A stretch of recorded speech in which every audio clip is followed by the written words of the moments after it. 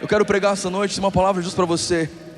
Nós somos numa série de mensagens sobre o reino de Deus, e eu quero falar hoje um pouco sobre o reino de Deus. Eu sinto que essa é uma noite que Deus vai mover o profético nesse lugar.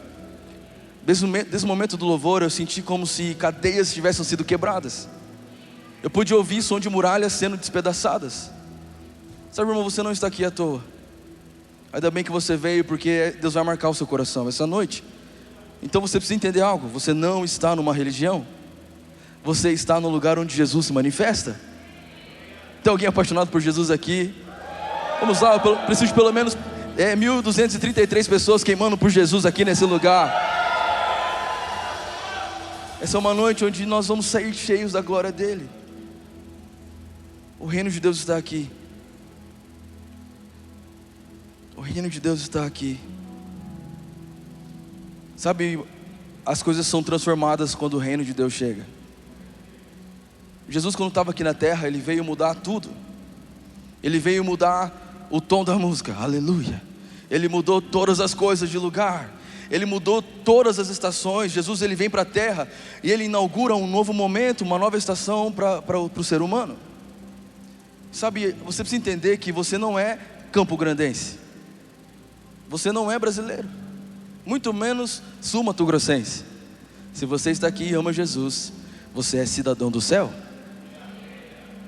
Quem está comigo, diga amém. Só que entenda, irmão, existe algo de Deus para nossas vidas. Quanto mais você souber sobre o reino de Deus, quanto mais você souber como funciona o reino de Deus, mais você será bem sucedido aqui na terra.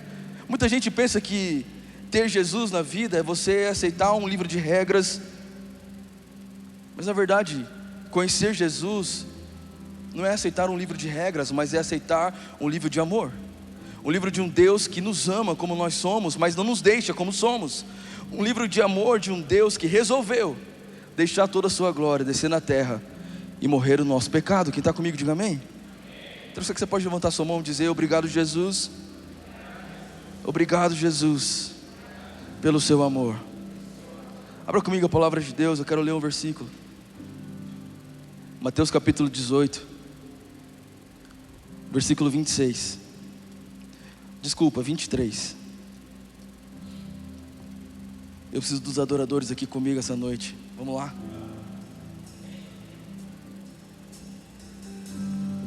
Há uma graça de Deus aqui nesse lugar. Mateus capítulo 18, versículo 23. A Bíblia diz assim: portanto, o reino dos céus, ou o reino de Deus, pode ser comparado a um senhor que decidiu pôr em dia as contas com os seus servos que lhe deviam. No decorrer do processo, trouxeram diante dele um servo que lhe devia 60 milhões de moedas. Uma vez que o homem não tinha como pagar, o Senhor ordenou que ele, sua esposa, seus filhos e todos os seus bens fossem vendidos para quitar a dívida. O homem se curvou diante do Senhor e suplicou: por favor, tenha paciência comigo e eu pagarei tudo. O Senhor teve compaixão dele, soltou-o e lhe perdoou a dívida. Quem está comigo, diga amém. Posso pregar? Quem está pronto, diga amém. Vamos lá, irmão, começou o ano, você já está na academia. Vamos lá, alguém diga um amém mais forte nessa igreja. Esse é o ano que o seu IMC fica em dia. Alguém recebe? Aleluia. Entenda algo, irmão, o reino de Deus foi o assunto que mais Jesus pregou. Sabe, se a gente pegasse uma máquina do tempo e voltasse para a época de Jesus, a gente ia sentar e ver Jesus falando sobre o reino de Deus. O reino de Deus foi o assunto mais falado por Jesus. Então entenda, se tem um reino de Deus é porque existe outro reino. O reino dos céus, ele é muito maior do que o reino da terra. O problema é que a gente insiste em viver pelo reino da terra. Irmão, enquanto seus olhos estiverem na terra, enquanto seus olhos estiverem nas circunstâncias, tudo que você terá é medo. Eu lembro que quando eu enfrentei crise de ansiedade, crise de pânico, por causa da pandemia, o que eu fazia todo dia? Orar? Não. Você lembra, amor, que eu fazia isso? Eu estava em outra nação, eu entrava na internet, a primeira coisa que eu fazia, não dava bom dia para a Raíssa, não dava bom dia para a Malu, não comia, não fazia nada. Eu entrava na internet e colocava casos de Covid na Flórida. E todo dia era uma notícia, 10 mil casos, 15 mil casos. E todos os dias eu estava alimentando o meu medo. E quanto mais eu via as notícias, mais medo eu tinha. E o nosso problema é que você precisa entender isso, irmão. Você não foi feito para olhar para a terra. Você não foi feito para andar pela ótica da terra. Você foi feito para caminhar pelo que o céu está falando a seu respeito. Por isso que venha o teu reino sobre a nossa vida. Aleluia. Precisa de alguém apaixonado por Jesus aqui? Deus manda dizer para alguém aqui: para de olhar para a terra, para de olhar para as circunstâncias. Pelos seus olhos o seu casamento já era, pelos seus olhos a sua empresa já era, pelos seus olhos a sociedade que você fez já era, pelos seus olhos o seu coração não se abre mais para ninguém, mas pelo olhar de Jesus Ele pode fazer coisas novas na sua vida hoje. Pelo olhar dos céus, aquele que começou a boa obra é fiel e justo para terminá-la. Pelo olhar do céu, a vontade de Deus é boa, perfeita e agradável. É boa, perfeita e agradável. Eu profetizo sobre você: esse é o ano que você vai viver a boa, perfeita e agradável vontade de Deus. Qual é o problema? O problema é que a gente não entende o reino dos céus. Então Jesus, ele usou várias histórias para explicar o reino dos céus. Então sabe, eu estou na igreja desde que eu sou muito novo. E essa mensagem, eu já preguei algumas vezes, eu gosto de pregar ela sempre, porque ela mexe muito comigo. Essa mensagem que Deus me mostrou, ela mudou a minha vida. Porque a Bíblia diz assim, que nós devemos amar a Deus acima de tudo, e ao nosso próximo como a nós mesmo. Só que, cara, isso é muito difícil de fazer. Porque amar alguém não é uma coisa assim, ama e pronto. É assim? Quem está casado? Levanta a mão, deixa eu ver. Quem tem certeza, que você tem certeza que está casado. Foi assim? Alguém chegou para você e falou assim, ama. Foi? Claro que não. Foi dia após dia. Foi uma relação de conhecer um ao outro. E quando a gente vai para a palavra, a gente entende, Deus nos dá uma ordem. De todos os mandamentos, cara, é esse: ama a Deus acima de todas as coisas. A gente vê Jesus ensinar sobre o reino de Deus, e é muito interessante essa passagem, porque ela diz assim, que um homem era um senhor que emprestou dinheiro para um funcionário. E a Bíblia vai dizer que esse cara devia 60 milhões de dias de trabalho. Naquela época não é como hoje, não era dinheiro, era dia de trabalho. Quantos milhões? Quantos milhões? 60 milhões de dias de trabalho. Cara, não sei se você sabe disso, mas é impossível alguém viver 60 milhões de dias de vida. Não tem como. Mas esse cara olha para o Senhor dele e fala assim, olha, por favor me perdoa, porque eu vou pagar tudo. Irmão, me responde, em nome de Jesus, cabeça normal, cabeça de pessoa normal, é possível pagar 60 milhões de dias de vida para alguém? É possível ou não? É uma dívida que ela é impagável. Impagável, irmão, não tem como pagar. Sabe qual é o nosso problema? Que a gente acha que Jesus, a gente acessa Ele por merecer. Então a religião fala para nós assim, vamos lá, quanto mais você fizer, mais você vai ter. Quanto mais você fizer, mais Deus vai amar você. Não, Deus não te ama tanto porque você não está indo na igreja. Não, Deus não te ama tanto porque você não ora. Não, Deus não te ama tanto porque você não jejua. Irmão, isso não é verdade. Não tem nada que faça Deus te amar mais, irmão. Deus te ama e ponto. Nada muda o amor de Deus por você. Nem a morte, nem a vida, nem o presente, nem o futuro, nem principados, nem potestades, nem seu passado, nem os seus pecados, nem os seus traumas, nem anjos ou demônios. Nada pode separar você do amor de Deus. É o que diz em Romanos 8. Só que a gente acha que Deus não nos ama. Então a gente insiste em ficar longe dele. A gente insiste em enxergar que Deus é uma religião e que eu tenho que fazer X e Y para ter Ele. Não é assim que funciona. Olha para alguém do seu lado e diga assim, não é o que você faz, mas é o que Ele fez por você. Diga mais uma vez para essa pessoa, não é o que Ele faz, mas é o que Ele fez por você. Não é o seu esforço, não é o seu trabalho. Você não pode pagar uma dívida que é impagável. tanto que foi preciso Jesus vir para a terra, morrer por nós na cruz, porque a nossa dívida era muito alta. Então para de tentar pagar algo que você nunca vai conseguir, e comece a entender que existe uma coisa chamada graça de Deus, que é um favor imerecido, que é um Deus que resolveu buscar a criação, é um Deus que resolveu ir no pior, lá na lama, para resgatar você, e se for preciso, Ele vai até onde precisar para trazer você para perto dEle. Nós vamos dizer para você, você que estava longe de Jesus, essa é a noite que você volta para Ele. Ele veio te buscar de volta para o reino de Deus. Aleluia.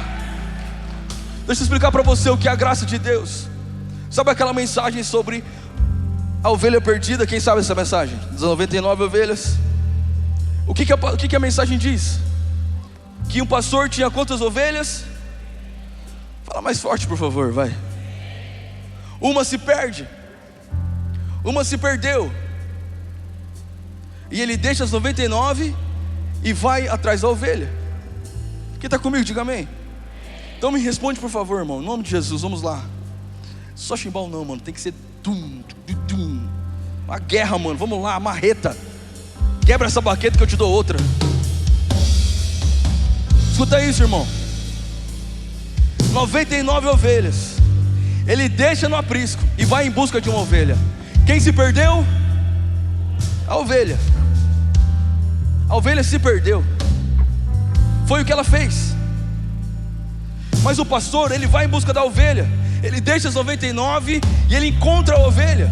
E ele pega aquela ovelha, coloca ela no seu ombro, traz para casa, restaura suas feridas, tira a sujeira, dá comida, traz ela de volta para o aprisco, cuida dela, dá remédio, salva ela. E sabe como que termina essa história? A Bíblia diz assim, que mais vale uma pessoa que se arrepende do que 1000 justos. Eu nunca entendi isso. Porque pensa comigo, irmão, a ovelha não fez nada. Tudo que ela fez, tudo que ela tinha que fazer era ficar quieta, e ela foi, se perdeu.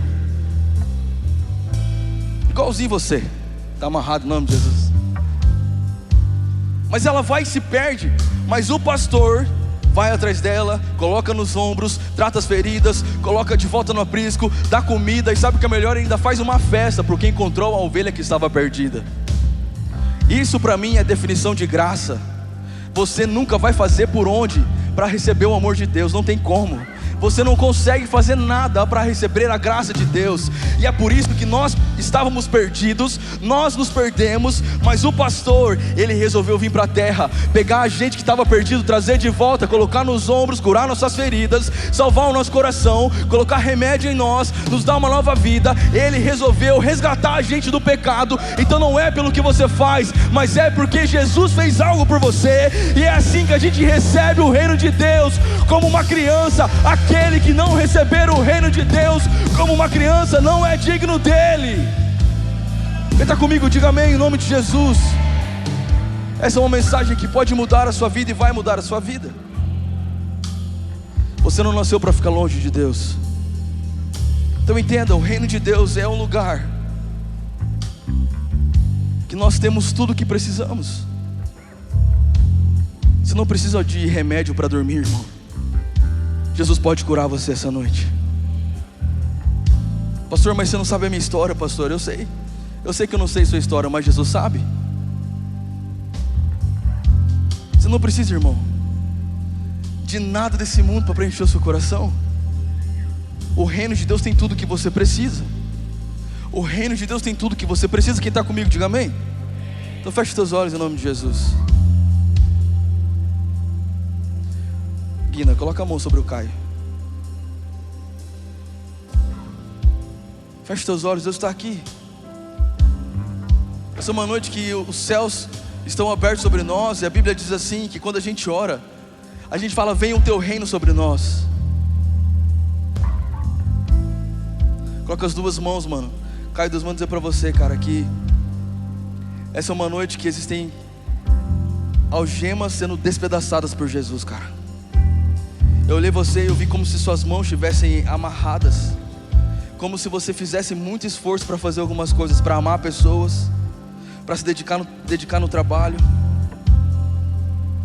e você tem buscado a Deus, fala: Senhor, eu preciso que o Senhor me liberte. Cara, Deus manda dizer para você que essa noite que Deus liberta você, cara. Eu declaro sobre a sua vida hoje. Hoje é o dia que as correntes elas caiam. Essa é a noite que Deus liberta você de coisas que foram escritas para você no ventre da sua mãe. Deus manda dizer para você que foram muitas palavras que foram ditas enquanto você estava sendo formado ainda no ventre da sua mãe. Deus manda falar para você: Caio, volta lá na sua infância. Volta lá nos dias em que você se machucou e teve que se curar sozinho. Deus manda dizer para lembrar você dos dias que você pegou remédio sozinho para tomar. Deus manda dizer para você que nunca mais você anda sozinho.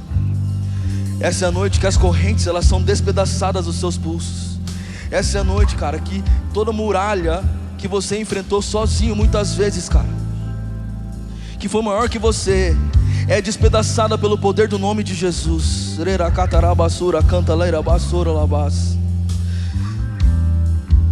Deus ama te ver perto do altar, porque você sabe que é perto do altar que a chama está mais acesa. Se você pudesse, você estava lá em cima, prostrado de joelhos e chorando. Deus sabe o quanto você quer estar perto dele, cara. Deus sabe o quanto você precisava dele e o quanto você precisa dele, porque tudo que você sempre teve foi solidão. Mas hoje Jesus manda te dizer que esse reino tem um pai que não te abandona, um pai que te ama do jeito que você é, um pai que está do seu lado, que te impulsiona. Esse reino é um reino onde o pai se faz real na sua vida hoje. Seja livre, seja livre. Em nome de Jesus nós declaramos sobre você que as cadeias sejam quebradas. Eu declaro sobre a sua vida. Essa é a noite que você orou tanto desde que você chegou nessa igreja. Senhor, me dá uma palavra que mexa com o meu espírito. Essa é a palavra que vem do trono de Deus sobre você. Você não é o que as pessoas dizem, você não é o que você mesmo fala para você no espelho. Você é o que a palavra de Deus diz que você é. E no reino de Deus tem uma mesa, e o seu lugar é um lugar pertinho de Jesus na mesa. Você pode sentar na mesa. Muitas mesas não querem você, mas o reino de Deus tem um lugar para você, onde você é amado, onde você é acolhido, onde você tem identidade. Seja livre! Será que alguém pode liberar Jesus aqui? Será que alguém pode liberar um brado de vitória ao Senhor nesse lugar? Ele está nesse lugar, vamos! Ele está nesse lugar! Ele está! Eu quero te dar uma notícia: o reino de Deus chegou! O reino de Deus chegou! O reino de Deus chegou! Era babaceira, canta na vassoura, labás. Era babaceira, canta na vassoura, labás. Por onde Jesus passava, teve um momento que ele pegou pessoas que estavam cegas e elas foram curadas. Talvez você não é cego fisicamente falando, mas você está cego espiritualmente. Você tem procurado Jesus em todas as religiões, você nunca vai achar, porque ele não é uma religião. Jesus rasgou o véu quando ele morre na cruz, para falar para você que ele é um Deus que te perdoa. O diabo conhece o seu nome, mas te chama pelos seus pecados. Mas Jesus conhece todos os seus pecados e te chama pelo seu nome. Ele te ama. Ele te ama. Coloque a mão sobre o seu coração e diga: o reino de Deus chegou na minha vida. Na minha vida. Em nome de Jesus eu declaro sobre você: não somos uma igreja que apenas fala sobre Ele, nós somos uma igreja que vive Jesus, que manifesta Jesus, que manifesta Jesus. Nunca será mais um culto. Nunca será mais um culto. Eu quero adorar o Senhor. Onde estão os meninos? Vamos adorar Jesus.